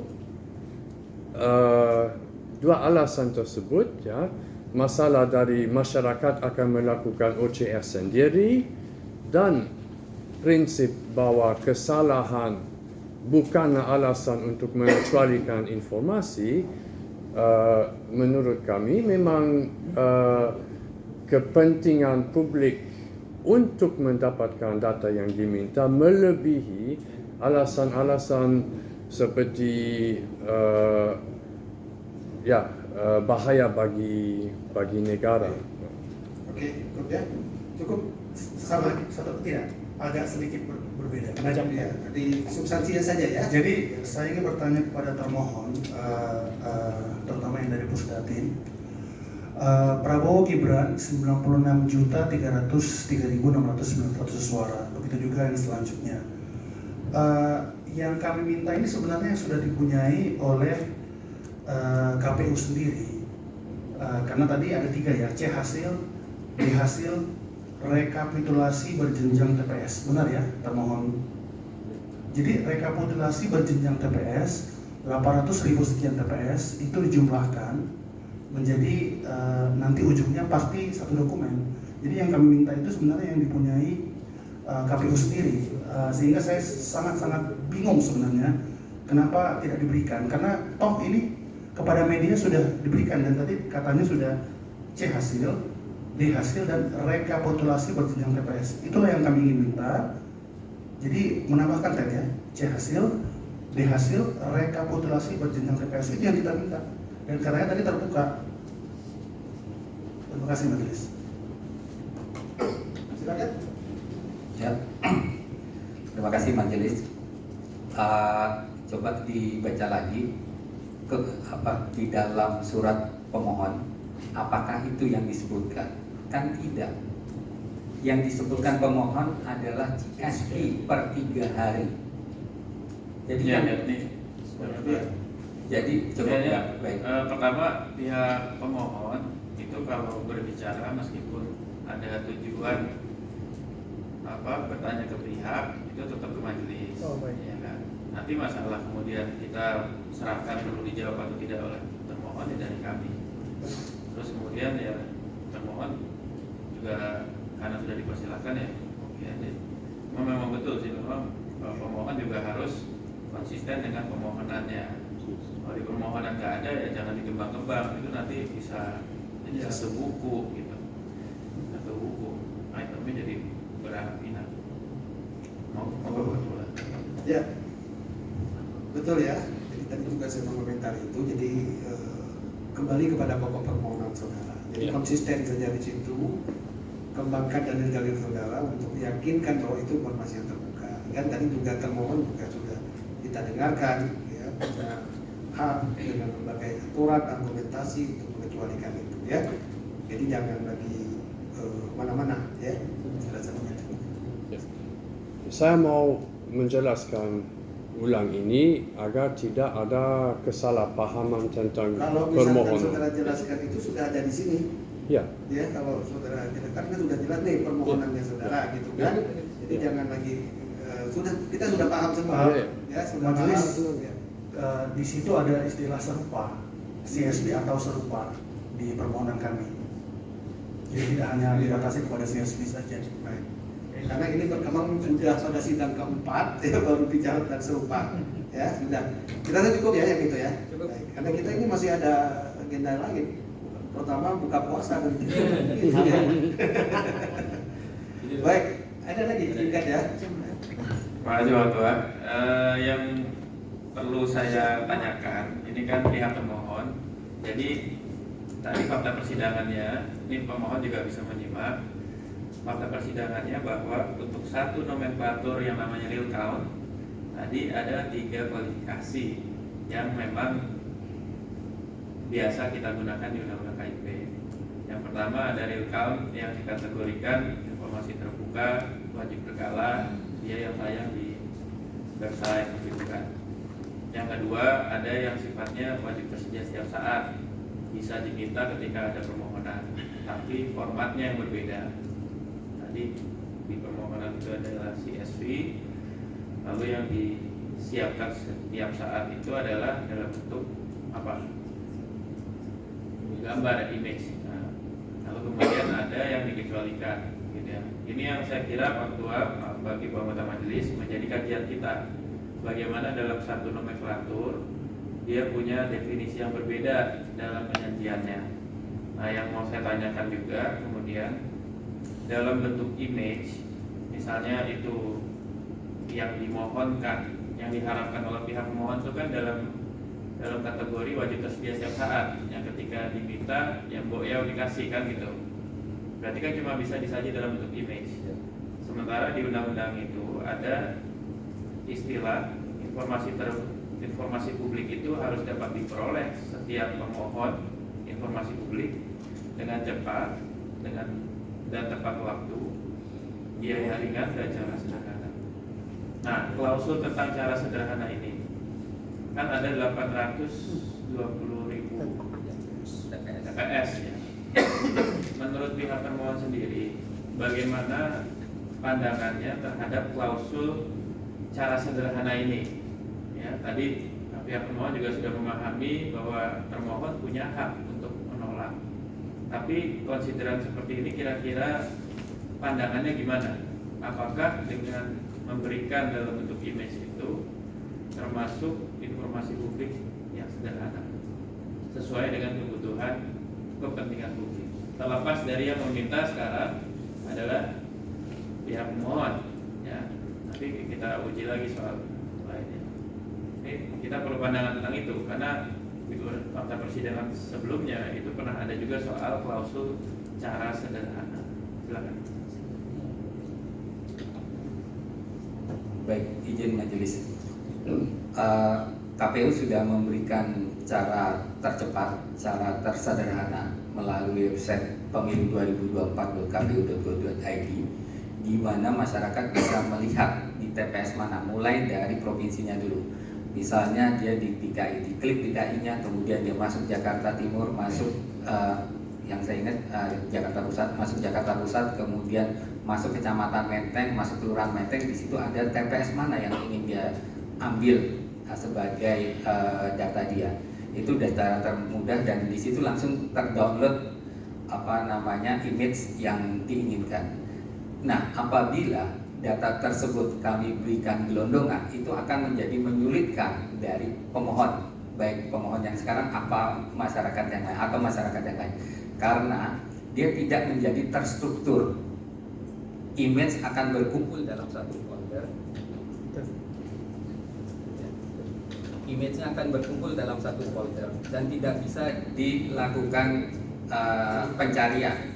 Itu lebih menyulitkan. Oleh karena itu pemilu 2024.kpu.go.id itu lebih sudah terstruktur, lebih mudah dan lebih cepat untuk menyajikan data setiap saat yang bisa diakses oleh masyarakat. Cukup? Baik, saya rasa cukup ya. Pemohon dan termohon, kita tadi memeriksa uji konsekuensi, uji kepentingan publik untuk register 001 ya. Tentu sidang nanti akan kita lanjutkan pada hari Rabu ya. Hari Rabu. Tanggal berapa hari Rabu? Pada tanggal berapa? 27. Tanggal 27 ya. Nanti jamnya bisa diatur karena ada sidang yang lain mungkin nanti akan diinformasikan oleh hari cerah ya. Hari Rabu, saudara rela sudah dipanggil lagi tapi jadi sudah menjadi panggilan bagi saudara. Nah, nanti untuk hari Rabu kita akan mendengarkan atau uji konsekuensi terkait dengan register 002 ya. Jadi kalau termohon mungkin bisa koordinasi lagi secara internal apa saja yang diminta di register 002 itu ya, berkaitan dengan rincian infrastruktur IT, kemudian terkait rincian infrastruktur IT KPU terkait pemilu termasuk topologi, rincian server fisik, server cloud dan jaringan, lokasi setiap alat dan jaringan, rincian alat-alat keamanan siber seperti CVDN, DDoS, protection dan lain-lain. Ya, kemudian pemohon juga meminta rincian layanan Alibaba Cloud yang digunakan termasuk proses pengadaan layanan cloud dan kontrak antara KPU atau perwakilannya dan Alibaba Cloud ya. Itu silakan saja nanti saudara mendalilkan apa yang saudara ingin sampaikan pada sidang berikutnya ya. Nah kemudian sebentar, saya ada satu. Tadi terkait dengan 003 ya, kan mediasinya tidak utuh tadi ya. Ada yang saya dengar tadi di poin 6 ya menurut saya bahwa ada tidak terjadi kesepakatan antara pemohon dan termohon mengenai informasi yang diminta, karena pemohon meminta sampai ke tingkat kelurahan desa, tapi termohon berdasarkan pada kabupaten dan kota ya. Jadi nanti silakan saudara bisa berargumentasi juga, saudara juga begitu untuk sidang berikutnya ya. Kemudian saudara mau saya tanyakan pada termohon, saudara mau menghadirkan ahli atau bukti yang saudara ingin sampaikan berikutnya untuk perkara yang berapa? Untuk perkara yang 001 ya.